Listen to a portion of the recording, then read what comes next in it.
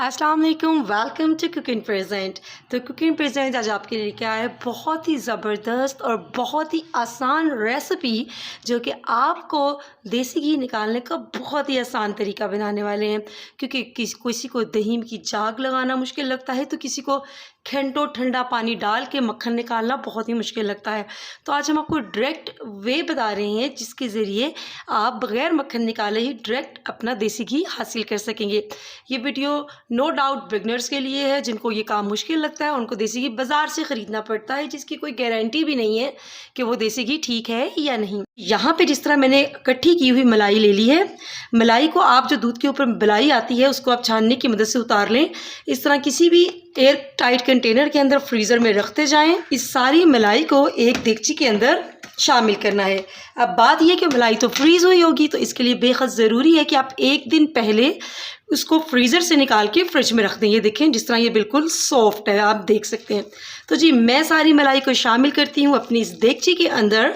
तो आप इतनी देर में चैनल को सब्सक्राइब कर लीजिए और बेल आइकन को प्रेस कीजिए, ताकि इसी तरह की ज़बरदस्त ही बहुत ही आसान और झटपट तैयार हुई रेसिपीज़ सबसे पहले आपको मिलती रहें और कोई भी रेसिपी बिल्कुल भी मिस ना हो। तो जी यहाँ पे मलाई के नीचे हमने स्टोव को ऑन कर दिया है। स्टार्ट के अंदर हम इसके नीचे आंच को थोड़ा तेज़ रखेंगे। जब एक दफ़ा इसको एक बॉयल आ जाएगा और तमाम टेक्सचर एक सा हो जाएगा, तो हम इसके नीचे आंच को आहिस्ता कर देंगे। मीडियम लो हीट के ऊपर हम इसको पकाएंगे और ओकेजनली आपने इसको हिलाते रहना है। अभी तो इसके अंदर ठंडक है फ्रिज की, तो ये भी बर्न नहीं होगा। आपने बहुत ज़्यादा ख्याल रखना है, बिल्कुल भी बर्न नहीं होना चाहिए। तो तकरीबन इस सारे प्रोसेस को 1.5 से 2 घंटे लग सकते हैं, जिसके अंदर आपका देसी घी आहिस्ता आहिस्ता ऊपर आने लग जाएगा और जो बाकी का मटेरियल है वो नीचे बैठने लग जाएगा। लेकिन अगर आपके पास 1.5 से 2 घंटे का टाइम नहीं है इसको देने के लिए, तो कोई मसला नहीं है। तब आप इसको मीडियम हाई हीट पे पकाएं और इसके पास खड़े रहें और वक्फे वक्फे से चम्मच हिलाते रहें। तो इंशाल्लाह ताला ये तकरीबन आधे घंटे में ही आपका ज़बरदस्त सा झटपट तैयार देसी घी तैयार हो जाएगा। तो मैंने आपको दोनों तरीके बता दिए हैं कि किस तरह आप लो फ्लेम पर भी पका सकते हैं। उसके अंदर आपको ये है कि आपको बहुत ज़्यादा कंसर्न नहीं रहना पड़ेगा इससे, यानी कि आप इससे थोड़ा सा दूर भी हट सकते हैं। लेकिन अगर आप पका रहे हैं तेज़ आंच में, तो आपने इसके पास ही खड़े रह के पकाना है और बस आधे घंटे में आपका देसी घी तैयार। अगर आप इस बात का ख्याल रखेंगे कि ये देखें साइड्स पे ना लगे और बिल्कुल भी ना जले, तो आपका बहुत ही खूबसूरत लाइट कलर का देसी घी तैयार होगा। अगर आप थोड़ा सा ये बर्न हो गया तो फिर बहुत ज़्यादा स्मेली और बहुत ही गहरा देसी घी तैयार होगा। जी मेरे पास भी थी टाइम की शॉर्टेज, तो मैंने जब बनाया है तेज़ आंच पे। तो तेज़ आंच पे आप देखें कि तकरीबन 25 से 30 मिनट के बाद ये इस कंडीशन में घी देसी घी इसके ऊपर अलग होने लग गया है। लेकिन आपने अभी इसको और पकाना है। जो इसके ये वाइट पार्ट है, अमाउंट है, ये बहुत ज़्यादा रिड्यूस होकर और भी कम हो जाएगी और हमारे पास और भी देसी घी निकल आएगा।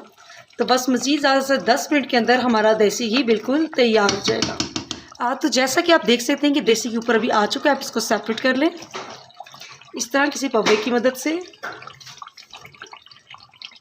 ये देखें क्या ही खूबसूरत रंग का देसी घी तैयार हुआ है। इसके साथ स्ट्रेनर का इस्तेमाल ज़रूर करें ताकि कोई भी ज़र्रे आपके जार में ना आए। इस तरह कोई एयर टाइट जार ले लीजिए जिसके अंदर आप अपना देसी घी कलेक्ट करेंगे।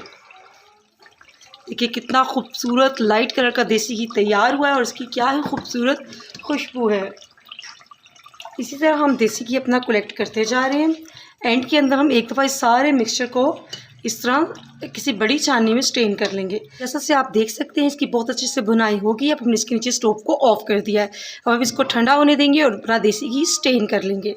थोड़ा सा कूल डाउन हो जाने के बाद कुछ इस तरह से आपने स्ट्रेनर लेना है। इस तरह आपने इसके अंदर डालना है और इसकी मदद से प्रेस करना है।